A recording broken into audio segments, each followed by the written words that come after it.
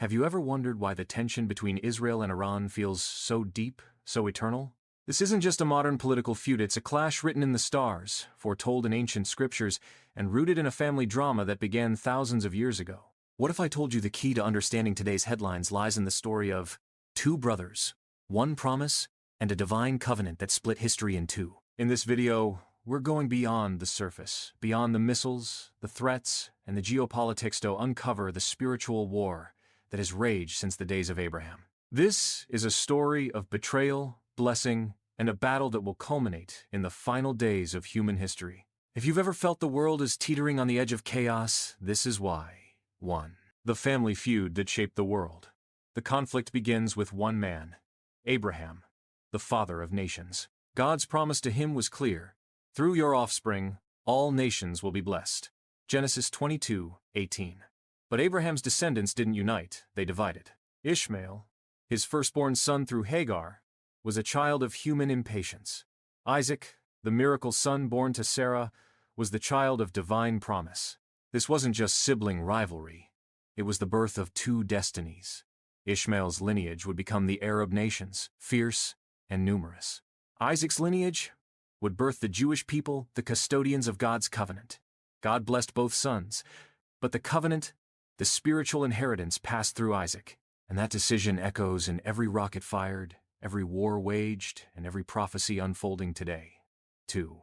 The broken brotherhood. The tension between Isaac and Ishmael wasn't immediate, but when Isaac was miraculously spared on Mount Moriah, Genesis 22, while Ishmael was sent into the desert, a spiritual divide was cemented. Ishmael's descendants spread across Arabia, forming tribes that valued strength, honor, and survival. Isaac's descendants became Israel, a nation chosen to carry God's light to the world. Yet God never abandoned Ishmael.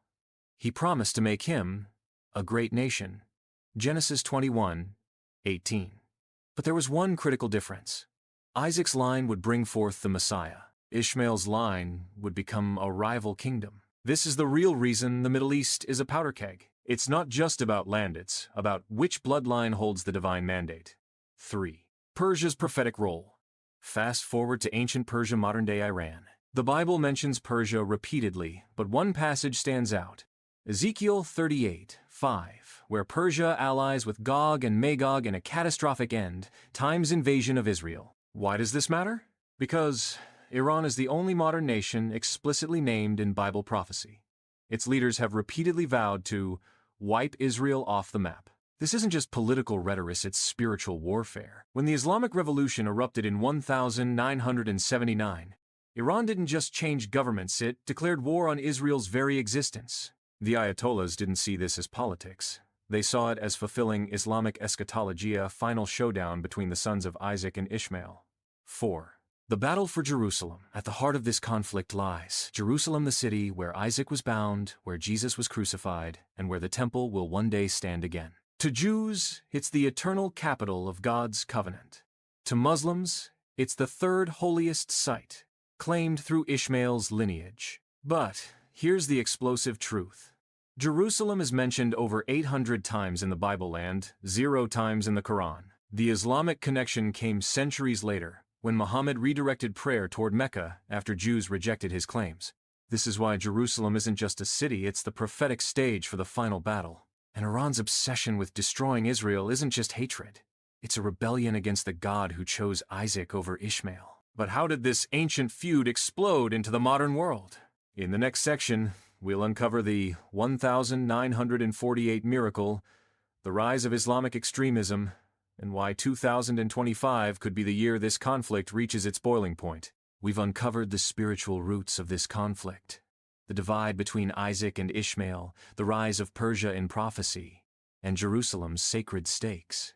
But how did this ancient rivalry explode into the modern era? Why does a 40-year-old family feud now threaten global war? The answer lies in 3 explosive events. 1. The rebirth of Israel in 1948, a miracle that shook the Islamic world. 2. The Islamic Revolution in 1979, Iran's declaration of holy war. 3. The 2025 escalation. Are we witnessing prophecy unfold? Buckle in. This is where scripture collides with history. 1948. The miracle that ignited the powder keg. For 20 years, the Jewish people were scattered, persecuted, and nearly wiped out in the Holocaust. Then, on May 14, 1948, the impossible happened. Israel was reborn as a nation in a single day, just as Isaiah 66:8 prophesied. Who has ever heard of such things? Can a country be born in a day or a nation be brought forth in a moment? The Islamic world erupted. 5 Arab armies, Egypt, Syria, Jordan, Iraq, and Lebanon, immediately invaded, vowing to drive the Jews into the sea. But against all odds, Israel survived. To Jews, it was divine intervention. To Muslims, it was humiliation, a betrayal of Ishmael's legacy. Jerusalem was split, with Jordan seizing the Old City and banning Jews from the Western Wall. Iran, then Persia, was the only Muslim nation to recognize Israel. But that would soon change. This wasn't just a war over land. It was the first shot in a spiritual battle, the descendants of Isaac reclaiming their covenant land, while the sons of Ishmael vowed to take it back. 1967. The Six-Day War, the prophetic turning point. In June 1967, Israel faced annihilation again. Egypt massed troops, Syria shelled villages, and Jordan joined the siege. But in 6 days, Israel did the unthinkable. Captured Jerusalem, uniting it for the first time in 20 years. Took the West Bank, Gaza, Sinai, and the Golan Heights. Restored access to the Temple Mount, the holiest site in Judaism. For Bible scholars, this was prophecy in motion. Zechariah 12:3 predicted Jerusalem would become a cup of trembling for the world. Jesus himself said, Jerusalem will be trampled by Gentiles until the times of the Gentiles are fulfilled. Luke 21:24. The 1967 war marked the end of that trampling. But it also ignited a new Islamic obsession, liberating Al-Aqsa, the mosque built on the Temple Mount. Iran's Ayatollahs would soon weaponize this cause. 1979. Iran's revolution? The rise of the Antichrist spirit? In 1979, Iran's pro-Western Shah was overthrown, and Ayatollah Khomeini established a Shiite theocracy, a regime built on 2 pillars. 1. Death to America, the great Satan. 2. Death to Israel, the little Satan. Overnight, Iran went from Israel's ally to its greatest enemy, funding terror groups like Hezbollah, Hamas, and the Houthis. This was no coincidence. Khomeini saw himself as fulfilling Islamic prophecy, preparing for the Mahdi, Islam's Messiah, by destroying the Jews. Sound familiar? Bible readers will recognize this as the spirit of Antichrist. 1 John 4:3. The same hatred that drove Pharaoh, Haman, and Hitler. 2025. The countdown to Armageddon? Now, fast forward to today. In 2025, tensions between Israel and Iran have reached a boiling point. Iran is weeks away from a nuclear bomb. Hezbollah has 150 missiles pointed at Israel. Global powers are picking sides. This isn't just politics. It's Ezekiel 38:39 playing out in real time. Persia, Iran, is named as part of Gog's invasion force. The target? Israel, living in unwalled villages. A description of modern Israel's prosperity. The outcome? God himself intervenes to destroy the invaders. Could the next Middle East war trigger this prophecy? One thing is certain. The sons of Isaac and Ishmael are on a collision course, and the world is watching. But what does this mean for you? In the final section, we'll expose the spiritual battle behind the headlines and how to survive what's coming. We've traced this conflict from Abraham's tent to Iran's nuclear labs, from divine promises to modern prophecies unfolding before our eyes. But now comes the most critical question. Where does this all lead? And where do you stand in this cosmic war? This isn't just history or prophecy. This is a spiritual wake-up call. Because what happens next won't just reshape the Middle East, it will shake every nation, every heart, and every soul on earth. 1. The stage is set. Ezekiel's War. The Bible gives us a chillingly precise blueprint for the coming conflict. Ezekiel 38:39. Here's what's coming. A coalition of enemies. Iran, Persia, Russia, Gog, Turkey, Meshech, and others will form an unholy alliance against Israel. A supernatural attack. They'll swarm like a storm, advancing like a cloud covering the land. Ezekiel 38:9. Divine intervention. God himself will annihilate them with fire, earthquakes, and chaos.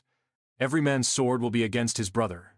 Ezekiel 38:21. This isn't symbolism. Iran's leaders openly vow to erase Israel. Russia and China now back them militarily. And Israel's recent gas discoveries have made it a target for invasion. Ezekiel 38:12 predicts attackers will come for Israel's spoils. The pieces are moving. The countdown has begun. 2. Iran's nuclear endgame. The coming deception. Iran isn't just another enemy. It's the enemy prophesied to play a key role in the last days.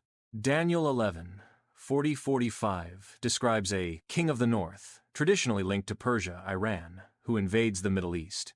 Revelation 6:4 warns of a rider on a red horse, symbolizing war and bloodshed taking peace from the earth. In 2025, we're seeing this unfold. Nuclear breakout. Iran could have a bomb within months.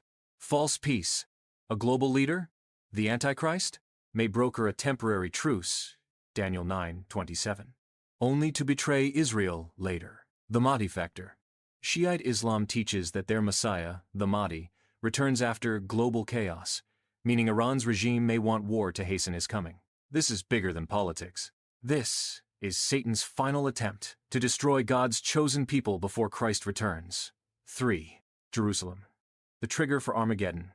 Zechariah 12:3 warns that in the last days, Jerusalem will become a cup of trembling for all nations. Right now, the UN denies Jewish ties to Jerusalem. Hamas and Hezbollah demand Israel's destruction. Global powers pressure Israel to divide its capital. But here's the shocking truth. God will use this crisis to reveal himself to the world. Zechariah 12:10. After a great battle, Israel will look on me whom they have pierced.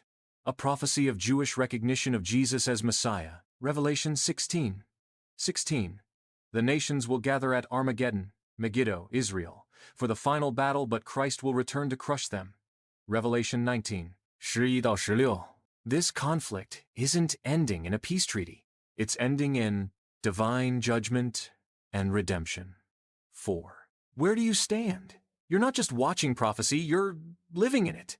So what should you do? For believers, wake up. Jesus warned, when you see these things begin to happen, look up. Your redemption is near. Luke 21:28. Pray for Israel. God promises, I will bless those who bless you. Genesis 12:3. Share the gospel. Time is short. Souls are at stake. For skeptics, this isn't coincidence. No other nation has been reborn after 20 years. No other book predicts the future like the Bible.